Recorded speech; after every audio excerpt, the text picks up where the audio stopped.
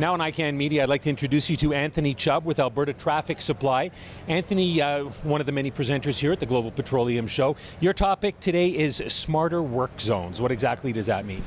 Well, it basically means taking current and existing construction equipment and wirelessly syncing them together in order to give the driver more information and to increase efficiency in your workforce. So how do you go about doing something like that? Well, we use a software called Jam Logic, and it would allow us to program message boards that are in the fields remotely. But you can also have it sync up, so if there's a, say, delay in traffic or if there's a buildup, you can inform drivers ahead of time so they can take alternate routes, or they can basically just plan ahead. So what is the benefit of having something like this installed?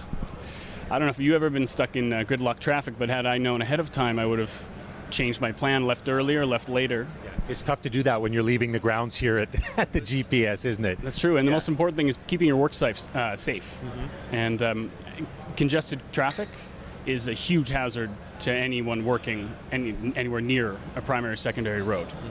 So this would enable them to know whether or not they should leave, or how much time it might take them to get to their destination because of the traffic? Both. Sometimes you can't take an alternate route, but it may take away hope, like maybe it'll go now, but you have an idea of how long you'll be waiting and you don't lose your mind.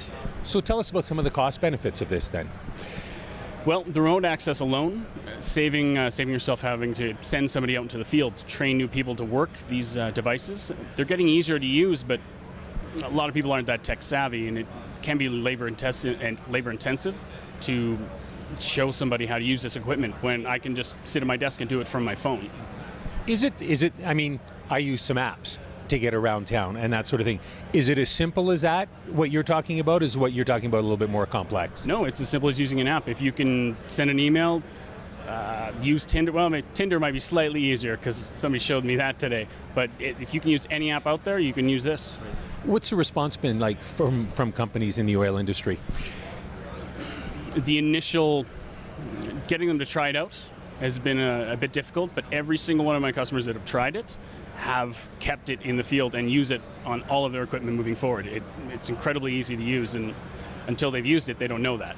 It's interesting because it almost doesn't seem to matter what technology the person is in that I'm talking to. If it's something new, it seems to be a little bit hard to get it into the industry, but once you've got that foothold, it seems to be easy to expand from there.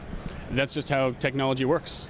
I remember the first time somebody had a smartphone, and I thought, well, what's the point of that? Why would I want to send an email from my phone? And now you look at somebody with one of the old flip-style phones that can't do that, as if they're from the Stone Age. Right. So you wouldn't laugh at me if you saw me with one, would you?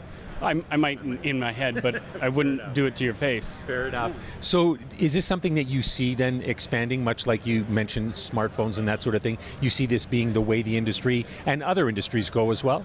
Absolutely. In fact, that's the way the trend is going. And we'll see it go that way for until some next thing comes along, I guess. Okay. Anthony, thank you so much for your time. Thank you.